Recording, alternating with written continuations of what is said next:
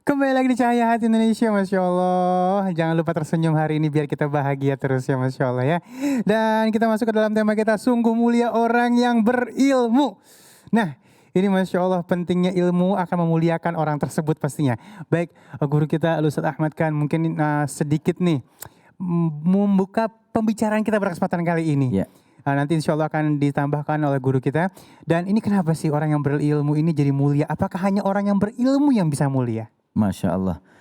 Bismillahirrahmanirrahim. Bicara tentang orang ahli ilmu atau ulama yang dia sebagai pewaris baginda Rasul Nabi Muhammad SAW.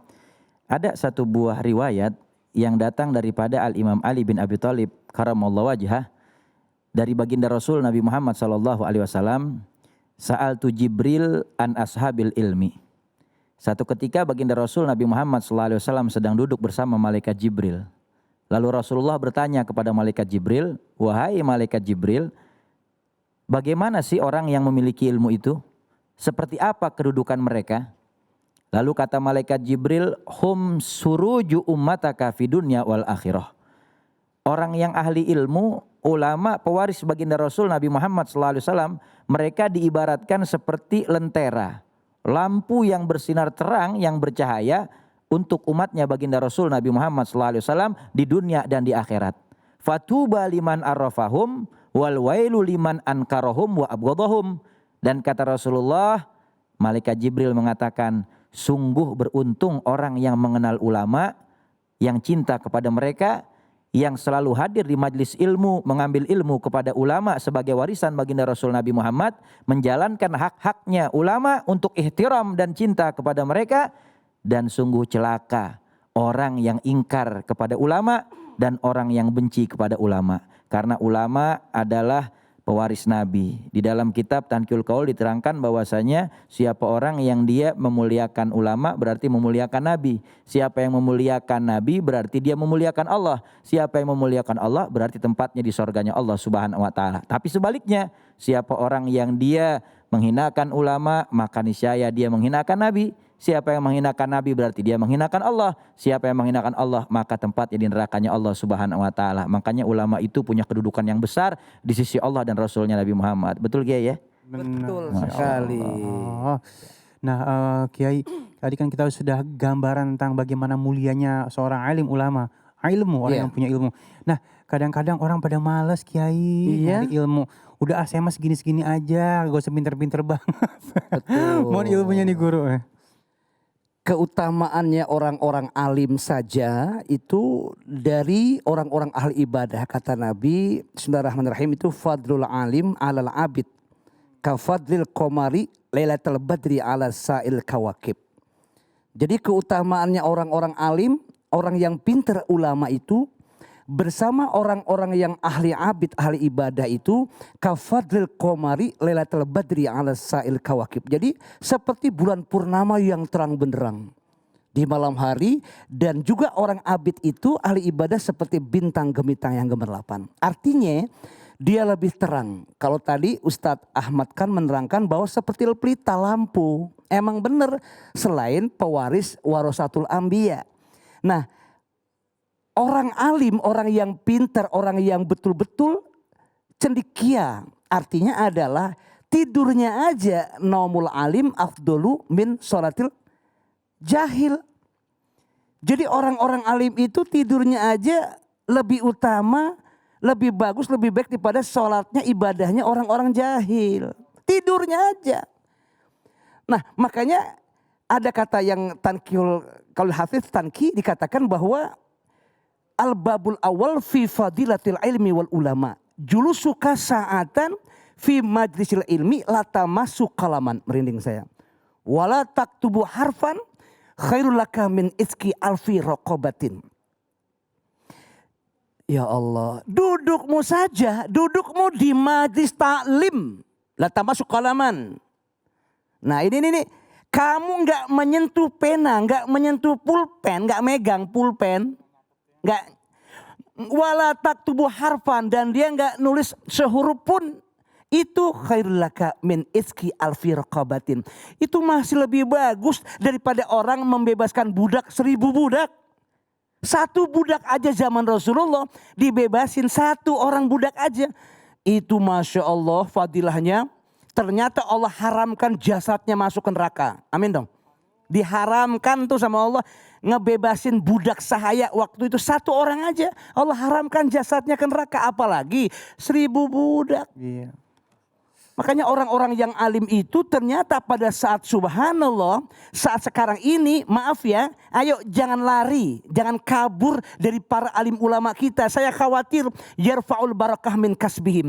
Allah mengangkat pintu barokah. Nauzubillah. Berkah itu kan tahu kan, ziyadatul khair, tambahnya kebaikan itu berkah. Jadi buat apa gajian 1 bulan 3 juta enggak berkah, ngapain? Iya benar. Lebih baik 50 juta tapi berkah, nikmat. Benar baik guru. Kalau kita ngaji betul ya. 50 Iya. juta berkah. Ngaji imannya ada. Hmm. Makanya kalau orang-orang yang berilmu terhormat dong. Sampai Allah mengangkat yarfa'illahu alladhina amanu minkum walladhina utul ilma darajat. Allah akan mengangkat derajat kepada orang-orang yang beriman. Amin dong. Amin ya Allah. Yang berilmu. Amin dong. Amin, ya Dengan Allah. derajat yang tinggi. Amin. Amin, Alhamdulillah. amin, alhamdulillah. Makanya seorang Albert Einstein dia pernah mengatakan tuh, the science without religion is lame and religion without science is blind. Bahwa ilmu tanpa agama akan lumpuh dan agama tanpa ilmu akan buta. Allahu Akbar. Allahu Akbar. Makanya hari ini ayo jangan jauhkan ulama.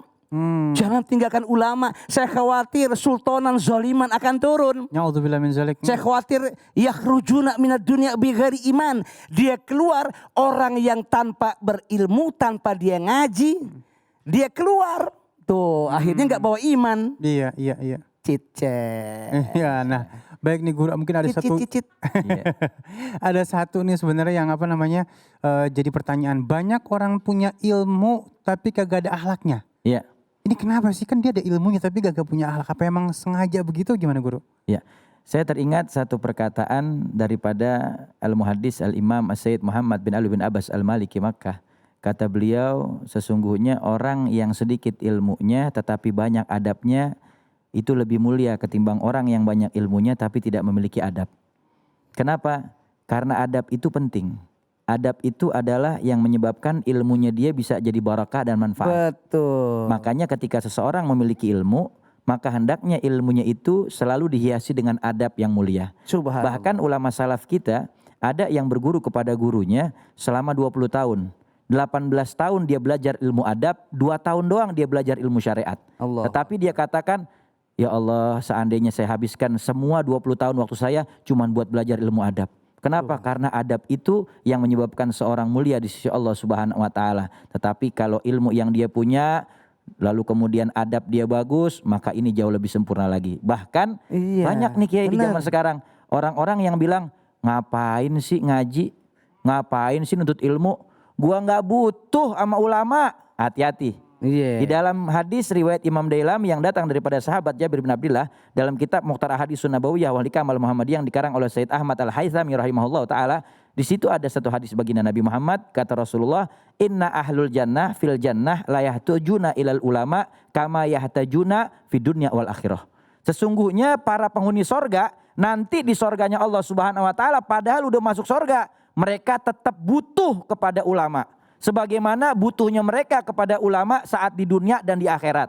Di dunia butuh kepada ulama. Karena kalau nggak ada ulama, siapa yang mengajarkan yang halal dan yang haram? Menyampaikan yang hak dan yang batil. Mengajarkan bagaimana kesempurnaan ibadah. Mendekatkan diri kepada Allah Subhanahu wa taala. Di dunia butuh kepada ulama biar sempurna ibadah. Di akhirat butuh pertolongannya ulama. Syafaat pertolongan ulama-ulama yang diberikan izin oleh Allah Subhanahu wa taala untuk memberi pertolongan. Dan nanti di sorga juga mereka butuh kepada ulama. Kok bisa?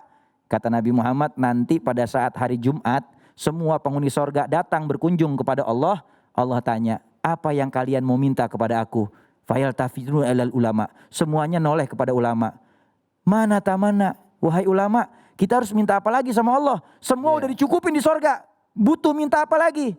Kata ulama, mintalah olehmu ini dan itu, ini dan itu. Di sorga masih butuh kepada ulama. Maka jangan katakan gak butuh kepada ulama. Kita semua butuh kepada ulama. Betul. Mudah-mudahan kita bisa selalu cinta kepada ulama. Laulal murabbi Ma'araftu ma'araftu rabbi. rabbi. Masya Allah. Bukanlah karena ulama Betul. kita yang ngajarin kita, murabbi, kita nggak kenal Tuhan kita. Betul nggak kira-kira?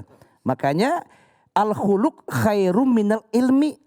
Akhlak itu lebih mulia daripada ilmu. Banyak orang yang berilmu tapi nggak berakhlak. Nauzubillah. Makanya maqalah Arab mengatakan laisal jamal bi athwabin tuzayyinuna innal jamal jamalal ilmi wal Wal adab. adabi. Jadi bukan dikatakan indah dengan pakaian yang menghias kita nih. Bukan indah. Tapi keindahan itu bukan pakaian. Keindahan itu adalah dengan ilmu dan adab sopan santun. Masya Cakep. Di mana Allah. tempatnya? Kita tanya dong. Di majelis ilmu. Tempatnya di mana? Di majelis Nah, idza ilmu. marartum bi riyadil jannah fartau. Tempatnya adalah di Cahaya Cahaya Hati Hati Indonesia. Indonesia. Cakep. Masya Allah, terima kasih guru-guruku yang dimuliakan Allah Subhanahu Wa Taala. Dan saat lagi kita akan ngaji yuk bersama Ustadz Syam ya. Jangan kemana-mana, tetap bersama kami di Cahaya Hati Indonesia.